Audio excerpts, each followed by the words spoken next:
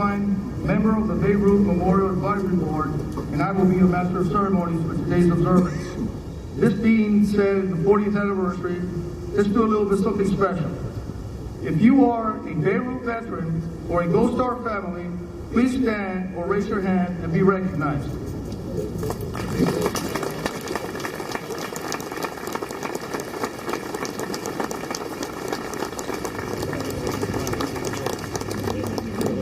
Let us pray.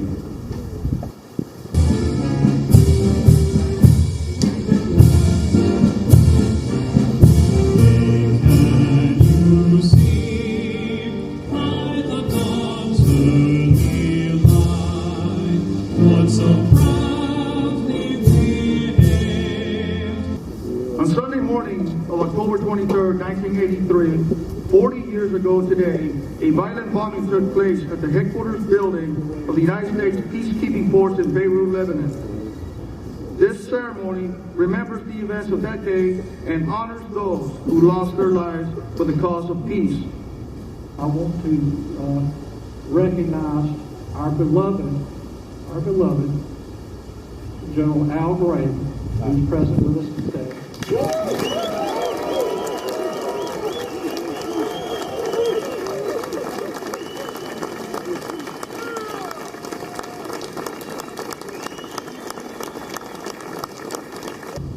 They came in peace. They were there to help bring peace to the war-torn city of Beirut, Lebanon. These American service members and French paratroopers paid the ultimate sacrifice for their beloved nations. It is here today on this 40th anniversary that I am honored to renew the pledge that we as a community will never forget October 23rd, 1983. We are forever changed as a result of the actions on that day.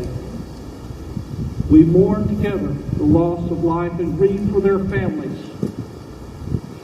As one community, both military and civilian, we were all saddened by this tragic event and the loss of so many lives. Please welcome Colonel Garcia.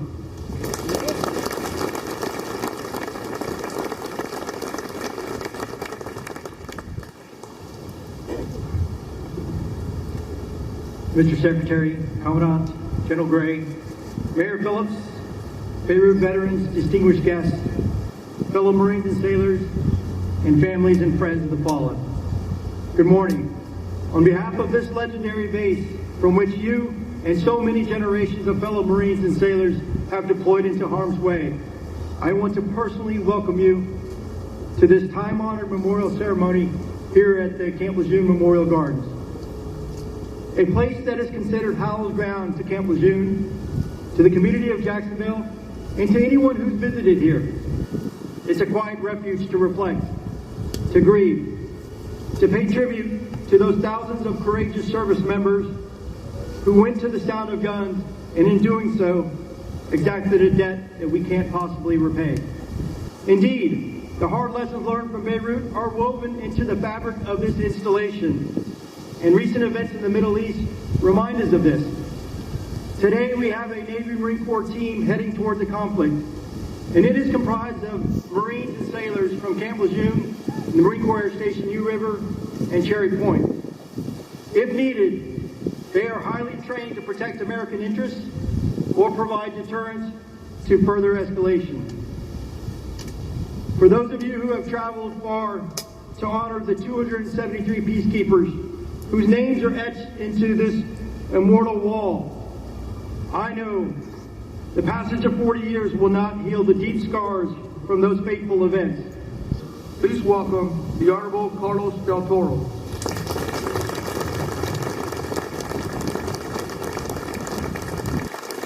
Thank you, Professor. Before I begin my formal comments, let me just say that in a world as challenged as the one that we live in today, there are many challenges in the Pacific, in Ukraine, in Israel, in the Middle East. There's many places the Secretary of the Navy could be, perhaps needs to be. But I will tell you that there is no more fitting place for the Secretary of the Navy to be than to be here today with each and every one of you to honor these great Marines that sacrificed so much, and their families, for our country.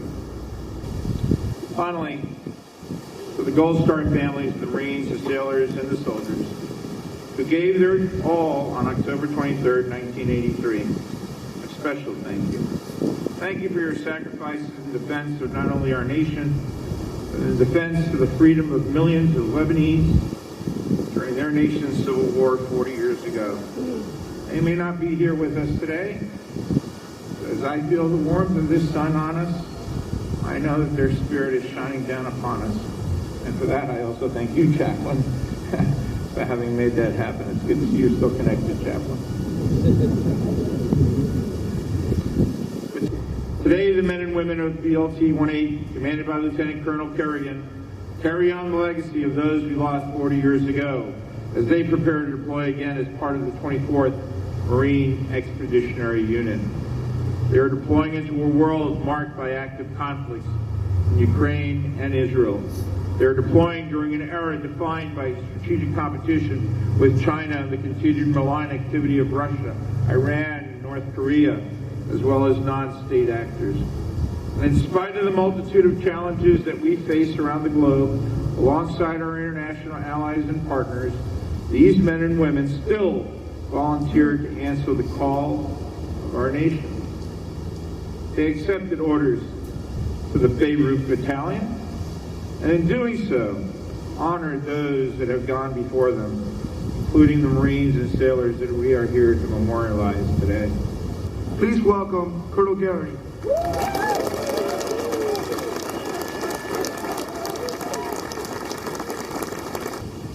"40 years ago today, the world awakened to a very vile act of terrorism. Dual coordinated suicide truck attacks against both the U.S. and French peace forces, resulting in 299 killed and scores wounded. History has shown this wasn't an isolated act of terrorism. The bombing launched a murderous new era of international terrorism. The wholesale slaughter of civilians and innocents. 18 years later, the 9/11 attacks in our homeland resulted in 10 times the Beirut casualties. These attacks sent a clear message to all. Islamic terrorism is the bane of our age. Today we gather to remember and honor the fallen peacekeepers. Today we are honored to have the 2nd Marine Division Band, under the direction of Chief War Officer 3 Mark Bayonne, continuing their tradition of performance and participation in this observance.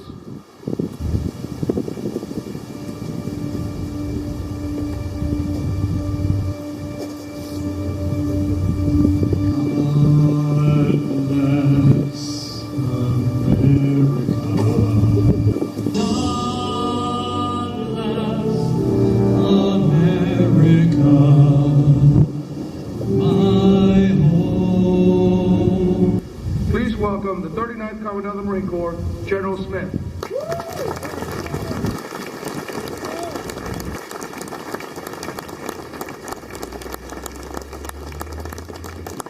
General Gray brought us back to FMFM1, Fleet Marine Force, Manual number 1, Warfighting. I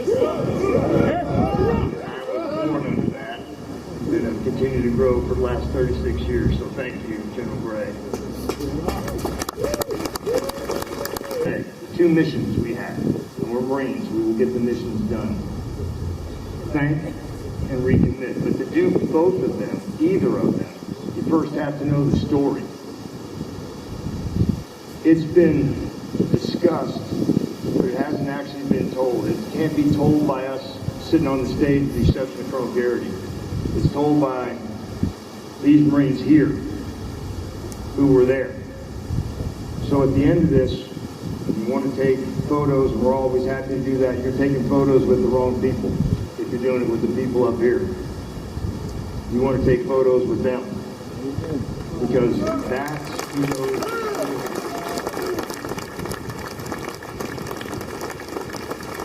They remember everything.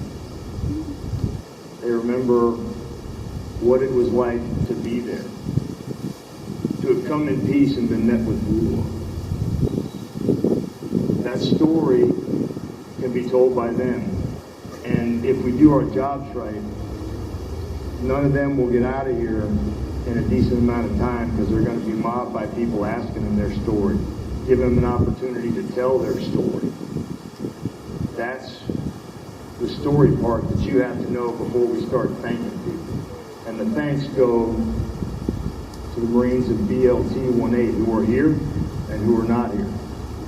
They showed us what it was like to be a warrior, to leave no one behind, run into the sounds of the guns, or in this case, the explosion, not knowing if there was another explosion coming, because they didn't care. They just knew they had friends trapped in rubble. So they broke out K-bars, E-tools, and anything else they could find to dig through that rubble. So we thank you, because we stand on your shoulders today. And I'll tell you this, the 24th MAU, Marine Amphibious Unit, there's a unit just like it today that's in the area. We'll leave it at that. 26th Marine Expeditionary Unit, they're in the vicinity of the Mediterranean, the Red Sea. And we'll, at the young class level, we'll just leave it there. They're there also to come in peace if called. But they too bring with them the weapons of war if needed. And the Secretary of Defense has been very clear that whatever their mission may be, don't target those Marines. He said it very carefully, because they come ready to respond. I'll be less diplomatic and more Marine-like.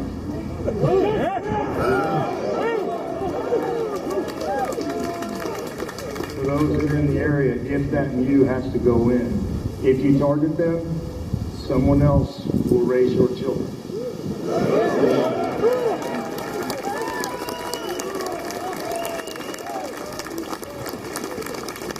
Because that's what we were taught by the Marines at BLT 28 40 years ago.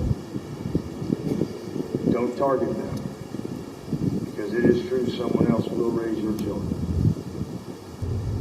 Because those who fought and came home, those who were lost, they could have done anything, they could have been anyone, they could have done whatever they wanted to do in this world. They chose to be Marines. They chose to step forward when others couldn't or wouldn't. And we thank you for what's been sacrificed on behalf of the name of the United States and the name of the United States Marine Corps. So I've given you a mission, giving you a task. You don't work for me. Some of you do.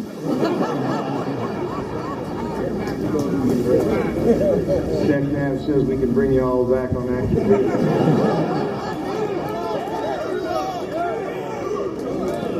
I'm not sure we can handle this bunch. Hey, Commandant, where do we sign up? Right here, brother. For the young Marines who are standing in the back in their alphas, looking sharp and also ready to go. You look the same as they did.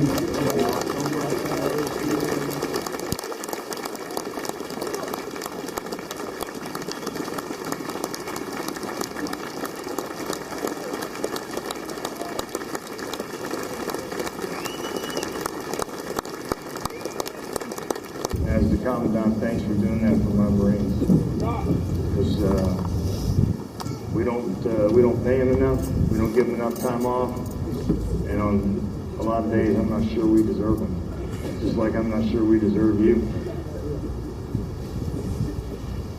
But for the young Marines, come up here, learn something, get some advice, get some encouragement, learn what grit is, steely-eyed determination. So we'll mix it up here today at the end of this thing, and that'll be step one. And we stand on your shoulders today, VLT-18. We'll keep standing on your shoulders as long as there's a Corps, because you're forever etched in it, and it's history. Forget the ones who died, who gave that right to me, and I'm glad singing with them. And I'm proud to be an American, where at least I know I'm free. Some died on the battlefield when our nation was at war. The first wreath presented today is to honor the unique connection of our military and civilian communities in Jacksonville. Jacksonville Mayor Sammy Phillips, Secretary of the Navy Carlos Del Toro, and General Eric Smith will present this wreath on behalf of our caring community. Second wreath presented is to honor those who lost their lives in Beirut and Grenada. The commanding officer, Lieutenant Colonel William Kerrigan, Colonel Tim Garrity, retired, and Sergeant Major Daniel S. Lett of 1st Battalion, 8th Marines, will present this wreath on their behalf. The third wreath presented is to honor the memory of all our local Marines and sailors, past and present, who have been killed while training in our defense. Colonel Adolfo Garcia, Commander, Marine Corps Installations East, Marine Corps Base Camp Lejeune, and Colonel Garth Burnett, the Commanding Officer, Marine Corps Air Station New River, will present this wreath on their behalf.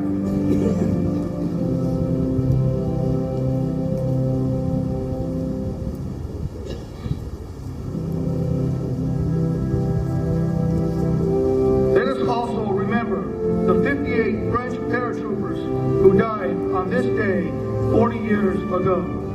Please rise for these honors.